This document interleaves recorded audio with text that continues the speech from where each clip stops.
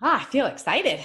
I'm looking around and seeing so many new faces and some faces of people I know and love. And I want to introduce myself. My name is Michelle Roberts, and I'm the program director for the Foundation for Conscious Living's Big Leap Home online programs. And that's what this call is a part of. So the Big Leap Home online programs support individuals, organizations, and communities in generating agency, connection, and creativity on our shared planet. And one of our intentions is to create caring communities. And this Big Leap Bridge space is one for us to engage in Hendricks practices so we can build community while we discover, play, and learn together. And so today we're going to be discovering and learning with an amazing facilitator. And before we turn the call over to Yancy, I'm going to turn the call over to Deb, who is a co-host. And so Deb?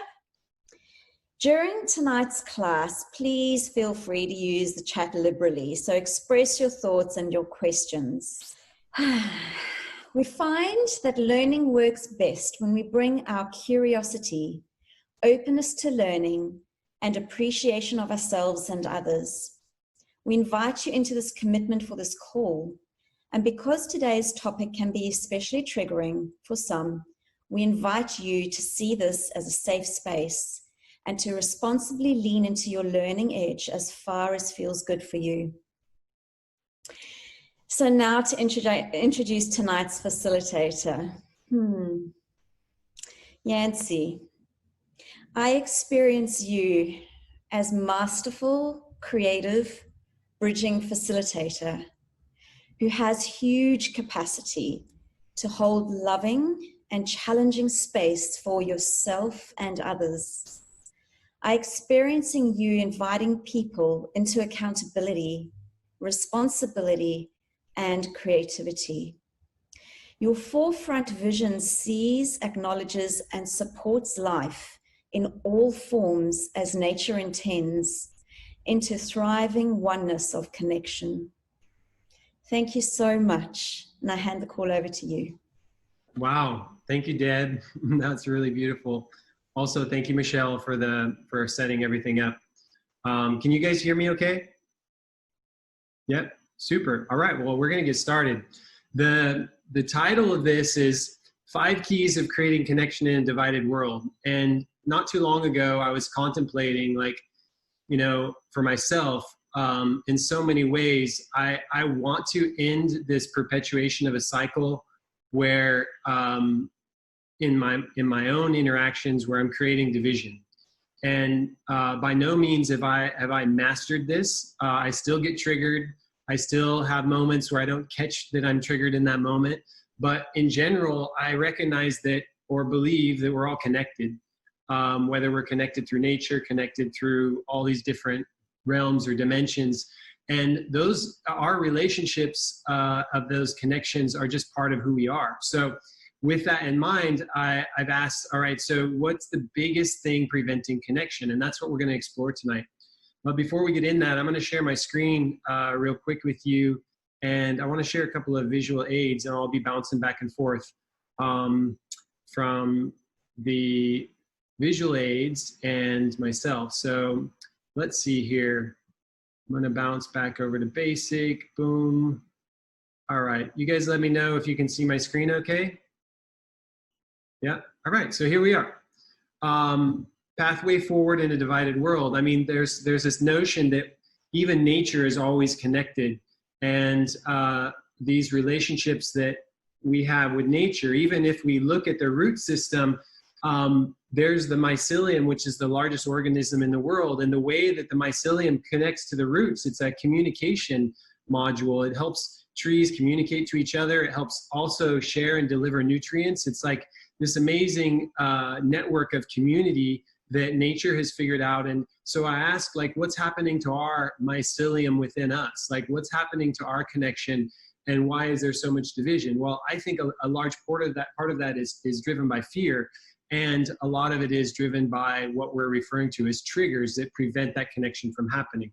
So what's fascinating to look at is like this notion that we can't just resolve a trigger without first connecting to our heart.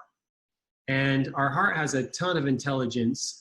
This is me in a pool in Italy this last summer, and I just happened to catch the light the right way and see the vibration of my heart. And what's fascinating about this is recognizing that our heart has a magnetic field of almost 3 feet. And of all the organs, the heart has the largest of the magnetic measurable fields. And so that means that when we're in proximity to each other, or the lack of proximity that so much of us have been experiencing, it's so important to recognize how our hearts, not our head, but how our hearts can help us lead the way and move beyond this division that's occurring in so many realms.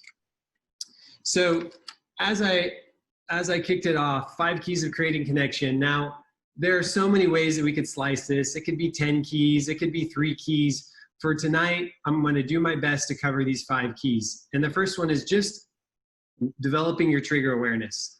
And for myself, this has been an ongoing evolution.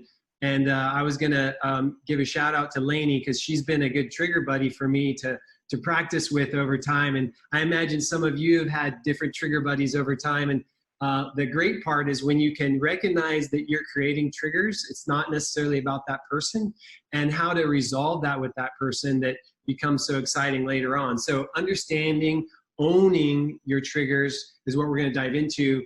The second step, or the second key, is really being present with, turning towards, eye contact, undivided attention. The third key is then approaching your triggers, or approaching this idea of bridging connection with curiosity and openness. And then the fourth key is really reflecting your ability to understand the person. You know, what was said, ask clarifying questions. And then the fifth key is expressing what you discovered. You know, what did you discover within yourself? Are there emotions that you felt? Are there any experiences you want to reveal? So we're going to cover some really easy topics tonight. Oh yeah, you guys are muted. You're not laughing. All right, so racism, politics, coronavirus, gun control, climate change, abortion. No, we're not going to cover these in detail, but these are all examples of things that often create really quick triggers. Yeah, I love your facial expression, Darlene. That's like, ah. So I want to make sure, just give me a thumbs up. Are you guys open for playful discovery and friendly learning? And Michelle and Deb, I can't see everybody, so if anybody's a thumbs down, just kick them off the call. No, I'm just kidding. Just check in with them. Can you trust in the experience even if it may not always make sense in the moment? So everybody a thumbs up to that? Okay. Are you willing to see me and each other as allies for learning? Thumbs up. Okay, great. Will you recommit to these agreements if you notice wavering from them? Thumbs up. Okay, excellent. The key to bridging is that there must be a willingness to build connection. And the one thing that I find is most important to creating that connection is finding common ground. What I notice is that if I get triggered, it's really hard for me to want to find common ground. It usually creates, you know, this kind of motion where the bridge actually tends to collapse on my side if I get really triggered. So I'm curious, like, what holds you back? What's holding you back from, you know, from your ability to create connection? I'm going to do 2 things. I'm going to send out a poll for you to answer. And then for those of you that, once you answer the poll, can you guys see the poll okay? Yep. All right. So go ahead and answer that. You know, if you're face to face with someone that thinks the opposite of you, how willing are you to create connection with them? So just answer that. And then after you're done and while we're waiting for other people to answer, I want you to write in the chat, what typically holds you back from connecting to those unlike you? What is it that holds you back from creating that bridge or starting to find that common ground? Just write into the chat what those types of things are. And let's see. So Darlene, you said a fear, freeze, faint holds you back. Crystal said judgment. Yeah, I can really relate to that. Let's see. Kathy D says fear of conflict. Darlene said afraid of doing it wrong. Yes.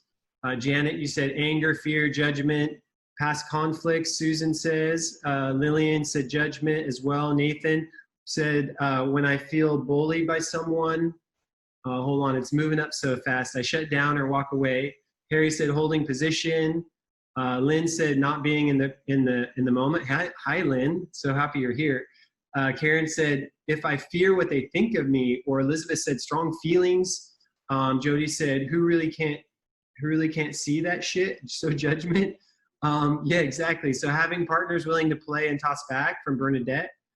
Wow, these are great. These are all really great. I'm going to end the poll right now and share the results of the poll as well. Let me know if you can see the poll. So there's one of you that's not willing and it's not possible to connect with those people. Totally fine. 3 of you are saying you're not willing and prefer connecting with people more like me. Totally fine. And then 22 of you, or 56% of you, said I want to, but don't always succeed. That's probably where I land. And then 11 of you are like, I commit to connecting often with those of opposing mindsets. And then 2 of you are said, I'm committed to going out of my way so they feel connection. So great. Thank you for sharing the poll results. Some of these are like trick questions. Not really. I mean, they're only tricky in the ways that we don't always know what's holding us back from connecting to opposite mindsets. And so that's what we're going to unravel. And a lot of you are listing whether it's fear of judgment, whether it's that it's not having time, whether it's strong feelings, whether it's like past experiences. But what we do know is that we're preventing ourselves from creating connection. And that's preventing our world from being able to be in more harmony right now. So as difficult as it is to have those connections, I want to talk through some of those specific pieces. All right, let me know if you guys can see my screen again. Thumbs up. All right, excellent. So listening filters. Listening filters are one of the big things that I notice prevents me from connecting. And I'm at a place now where I often notice those listening filters happen. It's taken me quite a while to be more aware of them. And so what I'd like to do, I'm going to list some of these off. And if you guys could actually just with a body movement, like respond to how you might be listening to defend. Like go ahead and demonstrate with video, like listening to defend.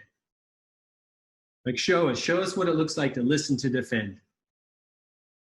All right. Nice. How about listening to agree or disagree, like playing the right wrong game?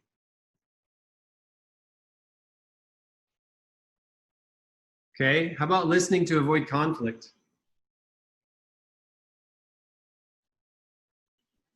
Right on. How about listening to know it all? This has been a common go-to for me because my last name's Wright, you know, I'm always right. How about listening while multitasking? Sorry, just a second. Did you say something? Yeah. Uh-huh. Okay, great. And then listening to debate, you know, just getting in, or listening to fix. Oh, no, you know what you need to do? Here, let me help you with that. Yeah, so these are all ways that create disconnection often and create a lot of challenges. So can you guys still hear me okay? Great. So what is a trigger anyway? What's a trigger? Well, for those of you who have never used a gun, I just want to illustrate. A trigger is something really pretty sensitive that all you have to do is pull it with your little finger and it can actually kill someone. So the amount of gunpowder and the amount of impact that can happen with a little bullet there is amazing. So a trigger is similar for us. Like we have a lot of things that can build up, and then there's different responses that we have. You know, those responses, or your individual response to a trigger, it can be an implosion where you have your fear of expressing what's going on, so it implodes inside, or your trigger can really explode outside in a way that you just go into blame. You know, practice this with me, like where you're just blaming somebody else and you're just really getting into that expression of like, it's all their fault. They don't understand what's going on. So what's critical about triggers is that there's a lot of things we don't know about ourselves. They say that between 90 to 95% of the brain is actually unconscious.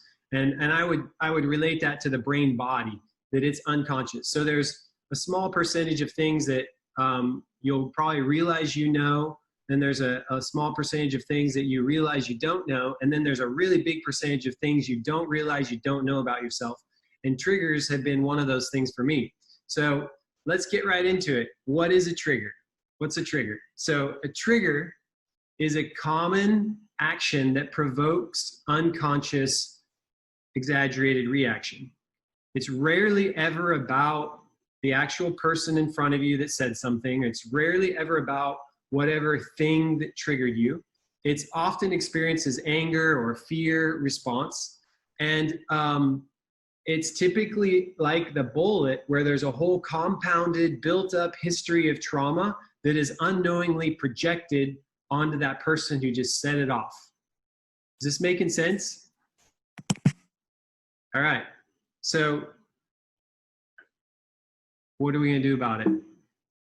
So what we're going to do about it is we're going to ask you another question. Trigger awareness. Let's look at this one. Oh, I didn't realize I was still sharing the poll. Okay, let's see here. Let's go to poll number 2. Let's launch that poll.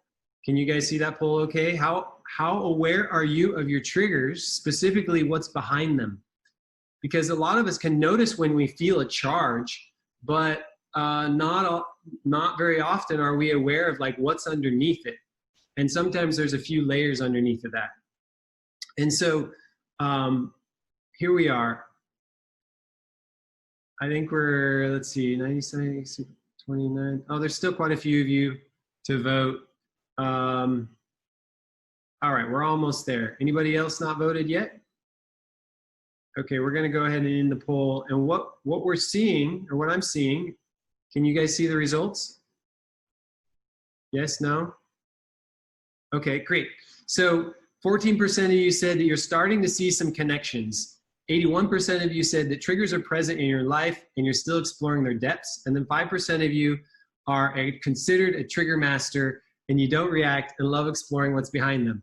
Awesome. So we should have like a trigger game. Sign up for like, let's see who can. No, I don't recommend this game. Triggers are delicate. What's interesting about triggers is that we don't often know what's causing them. So, all right. I'm going to jump back into the sharing of the screen here. And you guys let me know if you can still see it. Yep. You seeing the screen? All right, so let's talk about how we diffuse a trigger. We know if we're getting better at recognizing triggers when they come up, let's figure out how to diffuse them. They're often difficult to recognize because they're just, I will feel like an overwhelming sensation. I might notice my blood pressure go up. I'll typically, like, you might see my eyebrows get a little scrunchy. My lips might pucker up. You know, just think about what are those things that start to evoke that emotion of like, oh, I'm feeling a charge around this. So they're difficult to recognize, but start to tune into what is coming up. And then asking yourself, why do I feel so charged around this issue? If you can catch it. Sometimes once you're triggered, it's too far, it's gone. You can't get it back. But if you can catch it, ask yourself, what's behind this? And then to acknowledge in the moment, you know, wow, I noticed, if it's with someone, wow, I'm noticing feeling really triggered right now, or I'm noticing feeling really charged right now. I wonder what's behind that. So instead of jumping to, the most common reaction is just to jump to blame, or like to say something that then creates a trigger from that person, and then it just goes in and escalates.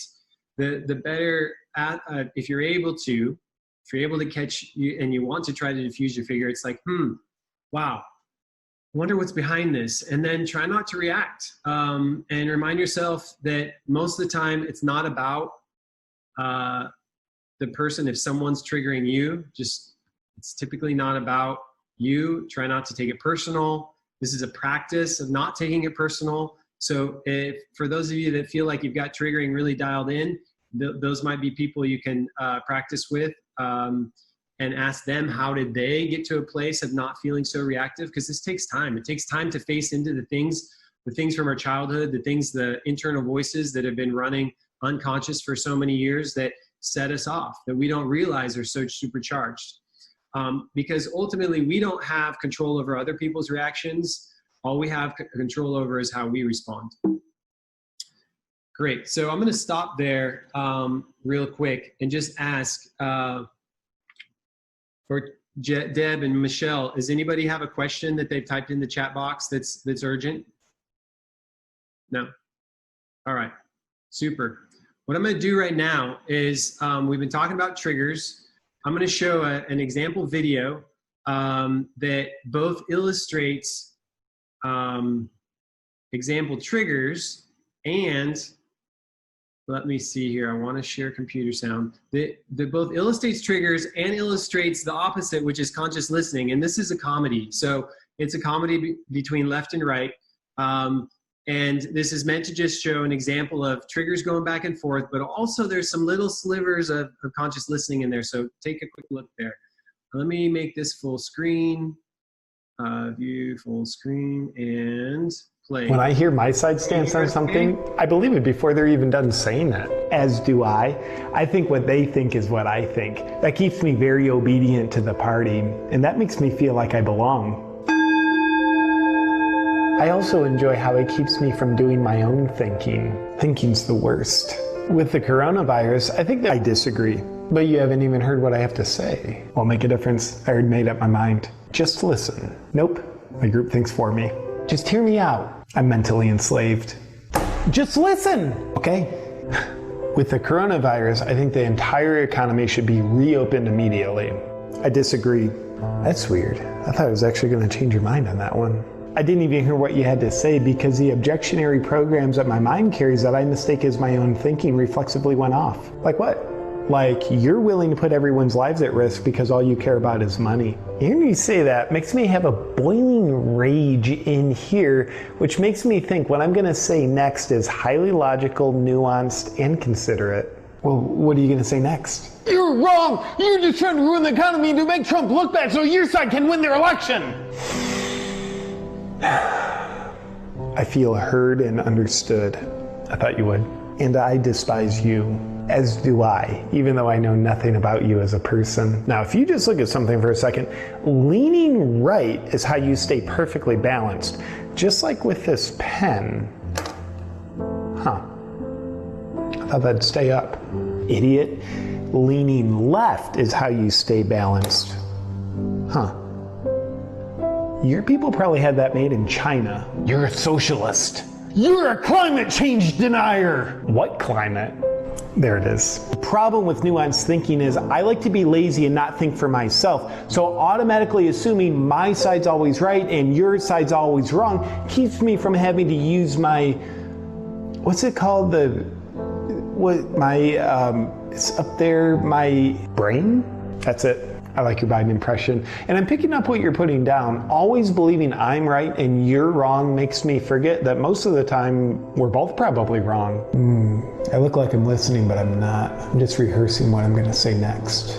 Nuanced thinking would be like the web that unites us. I cannot imagine anything more divisive. I know. It's obvious that more division is the solution to all our problems. All right, so what do you think of that? That's got a great example of a number of things. I'm going to actually just keep moving forward with the PowerPoint and actually jump into the science of what was happening there. And what's happened, what often is going on is that they've done some studies on liberals versus conservatives, and this isn't about one being better than the other, but what was underneath both sides choosing to stay on their side really was fear. And so fear influences like this political division. And so those that identified as conservative actually were found to have a larger amygdala, the area of the brain associated with expression of processing of fear. And so decision were focused on protecting their interests. And then the liberals attempt to avoid and tolerate conflict and uncertainty. So they process social issues in a more nuanced way. And the MRI scans found that self-described conservatives, young adults, found that they had more gray matter, the number of neurons in the right amygdala than their liberal counterparts. So what's interesting is that inducing fear was actually found to help shift liberals' mindsets to be more conservative. And then making conservatives feel more completely safe was found to temporarily change the politics and help make the conservatives more liberal. The bottom line here is that most of us are driven by fear, which is probably one of the biggest triggers, and that then tends to jump us into this inability to bridge, our inability to bridge and connect with each other despite different worldviews, despite different opinions, despite all these different things. So we're going to do an exercise in a little bit, which we'll need to have your video working. But for right now, I'm going to talk you through the steps of the exercise. And I also want to give you a little bit of context so that you know some of the pieces of it. What we're going to do is we're going to each take turns sharing a simple thing of what triggers us. So, for example, I might say, you know, my mom was here recently. My mom is recovering from stage 4 pancreas cancer, and she ended up staying about 4 months with me before the virus stuff hit. And one of the things that really triggers me is when my mom is in my personal space. Like, I'll open the fridge and she'll be like, what are you doing? What are you looking for? What do you want? And often I'll just like feel really triggered by that because it's my space, it's my house, my fridge. And this last trip, I noticed catching it and being like, wow, Mom, and asking myself, what's really underneath it for her? I'm like, wow, Mom, you know, I understand that you want to help out, and what I'd like to be is in my own experience. So I'm just going to sit here and gander in the fridge and figure out what I want to eat and ask my body what I want to eat.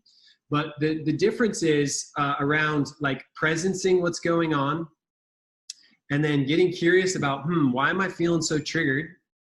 And then understanding and reflecting to my mom what was happening for me, and just like asking myself even a clarifying question of like, why is she so in my space? Well, because she loves me and she wants to help me. And also because I think what was going on for her is that she's like, she wants to prove that, you know, she's providing some kind of support while being here. And so these 4 steps, and the emotional awareness being the 4th one, is what's unexpressed. And so that's what I shared with her, is like, I notice I just want to be in my own experience. These are steps that have taken a while to get to, but they're really good steps to keep coming back to and asking ourselves, like, how can we get there? So what I want to do right now, I realize that this is a big kind of series. We'll go through this one more time. But what I want to do is actually dial in a little more of the emotional awareness. So, for example, noticing your body sensations is a really big one, because if you're able to not, like if you're able to just take a breath and actually scan your body, let's do this for just a moment. Close your eyes and just scan your body from the top of your head, on through the back of your neck, your shoulders, your throat, your jaw, maybe the top of your chest, on down to your solar plexus, your belly button, your hips, on down through your legs. And do you notice any sensations? And then maybe write in the chat box if you're noticing any sensations. And there's a list of sensations on the right-hand side here. You might feel in the back of your neck some tightness or some denseness or some kind of clenching or blockiness. Doing this exploration from a non-judgmental way really starts to help bring awareness to what our extremely intelligent body is trying to tell us. Most of the time, our body is trying to communicate something to us, and we've done such a good job spending all of our time up here that we ignore the rest of this thing that's holding this big brain on itself. So experiencing the body sensations, getting curious about them, do your best to avoid sort of distracting, ignoring, or making up stories about those body sensations, but just rather give attention to them. Like, I'm noticing a little bit of tightness in my jaw, or like, wow, my neck is pretty tight, because that can give you some insights. The next step would be, if you wanted to, so if you're listening to someone sharing their trigger when we do this exercise, a great go-to is just to notice your body sensations in response. If you want to take it further, you could explore one of the 5 primary emotions. So it could be anger, which is typically felt up here, sadness, which is typically felt here, joy, which radiates throughout, fear down in your belly, and your creativity or your sexual energy down in your pelvis or erogenous zone. In the corporate world, when I'm working with corporate groups, we usually just stick to, the simple sensations. because sometimes if someone just jumps right to, I feel angry, that's a little too much. But we can do whatever feels comfortable. You can do whatever feels comfortable for you in this simple exercise, because what we're trying to do is simply recognize, okay, here, I'm listening to someone express and share what they're feeling triggered about. How can you listen without getting triggered yourself? And then just notice any sensations that are going on. As well, it's super important to breathe, because if we're feeling triggered by someone sharing their trigger, most likely you're not breathing into your belly. So that deep belly breathing, like right now, if you just notice, like how deep can you go with your belly and then with your chest and bring oxygen into your space, because that oxygen then stimulates the parasympathetic nervous system, which promotes a state of calmness.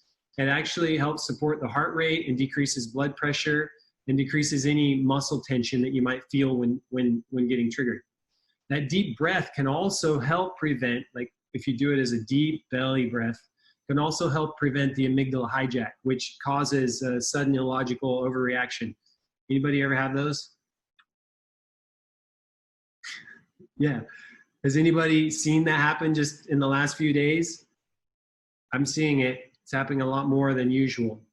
So coming back, all right, if we do this breakout, for those of you that want to stay for the breakout session, we're going to go through these 4 steps after you've shared what your trigger is. And basically, you can just share an example trigger. Just try to keep it succinct, not getting too deep into the story of the trigger. Be present with the person. So if I'm the listener, I'm just going to be present with hearing what that person is expressing as a trigger. Making eye contact, I mean, obviously we're in the computer, so it's going to be harder to like listen. Although if you do have 2 screens, it's probably better to look at the one that's showing you making eye contact. And breathe. Make sure you're breathing and commit to being authentic to whatever you're going to listen to. And remind yourself, this isn't about you. This is their trigger. It's not yours. You don't have to get into your head about what they're sharing. And just be curious. How can you, be wondering about what that person might want to be sharing? Or how can you be open to wondering, like, what's the highest possibility that could emerge from this interaction right now? And then the 3rd step is just understanding, reflecting with a few words, like, oh, okay, it sounds like, you feel really triggered when your mom asks you a bunch of questions when you're trying to get in the fridge. Yeah, that must be frustrating.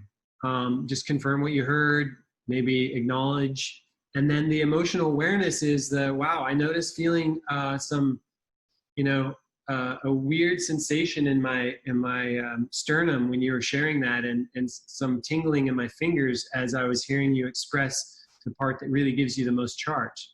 So just noticing and tuning into your body and whatever sensations you're feeling is basically all you have to do, unless there's something really specific about your inner experience that you want to elaborate on. But it's just a simple acknowledgement, because most of the time we are not listening in this way.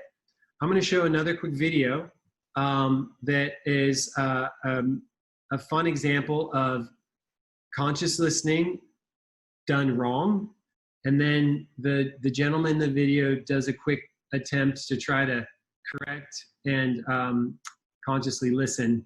So let's see, are you guys able to see my screen again okay? Okay, I'm gonna enter full screen, and thumbs up if you can hear okay. It's just, there's all this pressure, And sometimes it feels like it's right up on me, and I can just feel it, like literally feel it in my head, and it's relentless, and I don't know if it's gonna stop. I mean, that's the thing that scares me the most, is that I don't know if it's ever gonna stop. Yeah. Well, you do have a nail in your head. It is not about the nail.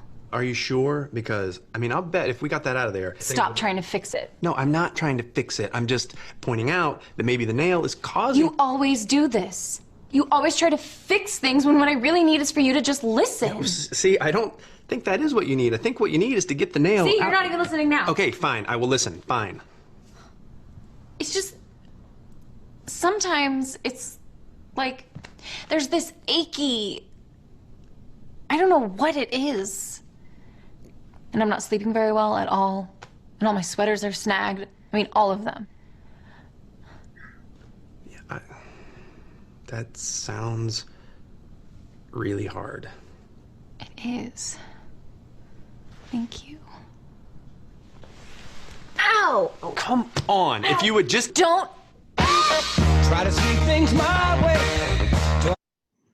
All right. So that's a great example of, you know, how listening through the listening filter of, I'm going to fix it, and then actually shifting into acknowledging and listening and being present. So I want to see how many of you are open to. Let me see if you have any questions real quick first around doing this exercise. So what we're going to do is a breakout session. For those of you that aren't familiar with Zoom, what I'll do is I'll pair you up, and it's an opportunity for you to simply share a trigger that's come up for you. And just like I said, be brief. Can be anything recent. As a listener, you're just going to go through these 4 steps. I'm going to cut and paste these steps into the chat box, so you've got them right now. And let's see if you've, all right, so you've got those steps. Anybody have questions? Just unmute yourself if you have a question. Oh, Margie, you don't have a mic. Please don't pair me up. Okay, thank you, Margie. Anybody else have a question? My friend Vera is here and I'll share with her. Okay, awesome. Thanks, Lynn. Anybody else have a question? Just unmute yourself about the instructions. Janet said you don't see the steps. I just pasted them in the chat box. Janet, do you see that? Okay. All right, great. Thanks, Jody. Awesome. All right, so what I'm going to do is I'm going to be giving you, let's see, 3 minutes each. So I need you to be your own timekeepers for the 3 minutes each. Try whoever you get paired up with. One of you choose to be the timekeeper. One of you choose to be the listener, and the other one is going to choose to be the sharer. Just be brief about your trigger and then follow these steps if you're the listener, and then switch off after 3 minutes. And at the end of 6 minutes, I'm actually going to, you'll see a timer counting down, and you'll have 1 minute to wrap up, and then you'll bounce back into the big group.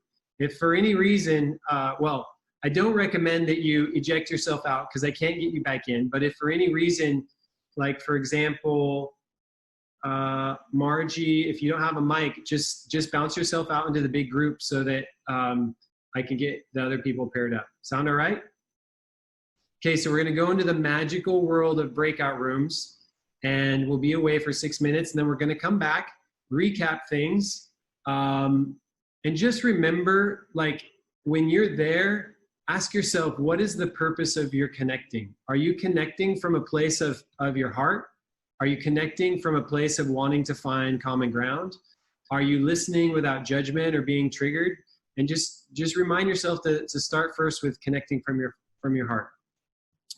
All right, so I am going to boom, boom, boom, boom, boom.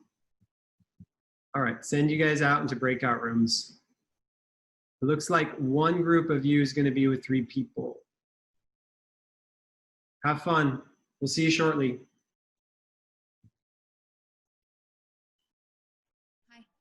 Hi. So Right. And recorded. nice shirt. We're going to bring things back into place. Did everybody do okay with that? Was that fun? All right, super. Good thumbs up. Thanks for doing that. If we had more time, we could do a sort of a circle around to hear from everybody, but I'm going to save that for the 15 minutes at the end of the hour. So if you want to share what came up for you, if you want to do more of a debrief, then that's what that last 15 minutes will be for. But for those that aren't able to stick around, I'm going to do just kind of bring things to a close for now. Let's see. So in essence, if we don't want to perpetuate this separateness And if we want to acknowledge that we are all connected, whether we like it or not, and if we want to acknowledge that all of those connections and all of those relationships are part of us, just like we're part of nature, then we probably should do what we can to try to find common ground. And the best way to start to find common ground is to first acknowledge our own triggers and acknowledge how we are creating that experience of feeling charged. That it's our stuff, it's our history of trauma that tends to prevent that connection from happening. So with that, I just want to thank you all for your time tonight. Deb is going to say a couple of things in closing. And then for those of you who want to stick around and do a debrief, I'll be here for 15 more minutes. And I'd love to engage with you and take that time. So just remember, as best as possible, as crazy it is out there right now, as much fear as there is out there right now, just try your best to come from your heart space, and start there and begin to unravel your triggers so that you can create those bridges of connection by just simply finding what is the common ground, what might you have in common, even though it's someone with a totally different mindset. Thank you. Thank you so much, Yancy. That was, I'm seeing so many comments in the chat about how much everyone enjoyed that exercise. And yeah, I really appreciate your beautiful presentation. So I just want to, let myself actually, I'm really appreciating this topic and your exquisite attention on it, Yancy. Yeah, you're welcome. So I wanted to let everyone know that our next Big Leap Bridge class that's coming up also has to do with communication. I don't have the name of it in front of me, but it's about the art of the toss. And this is one of Katie Hendrick's wonderful tools that she shares. And myself and my partner, Dean, are going to be sharing an evening where we're going to play with the art of the toss. You're going to get an opportunity to play in the breakout rooms again and learn how to use this tool in ways to, again, create connection. And it's a tool that you can really use to have conversations that can often be difficult. So, that will be, if you join our Big Leap Bridge group, our Facebook group, which I'll go grab the link again, and I'll put that in the chat right now. If you join the group, you'll hear about all of the bridge calls that are coming up. Someone's asking, what's a toss? What's the toss? Great question. So when we're having a conversation, like right now, I'm talking right now, and then I might toss it over to Yancy to answer the question of what a toss is. Thanks, Michelle. So I understand a toss as just simply being able to go back and forth. So is that how you understand it? Thanks, Yancy. Yeah, that is how I understand it. And something I notice is when I'm aware of myself and another person, that I might actually allow them to have a space to speak. Oh, wow. I really appreciate that. You know, sometimes I'll be talking to someone and they just go on and on and on and on. And then I have all these questions. I didn't understand something. I clarifying questions, and then I just get lost. Do you ever have that happen? I definitely have that happen. And sometimes it feels like the ball just got dropped and forgotten and it's just rolled under a desk somewhere. So that is the art of the toss. And thank you. Thanks, Yancy. And so someone's asking, when is the toss Big Leap? Yes, that would be helpful to have details. So August 13th at 6 p.m. And we'll be putting that, actually it's right up on the site. I'm gonna share right now where you can sign up for that. And I'm gonna toss it back to you, Yancy, for completing. Super, thank you so much. All right.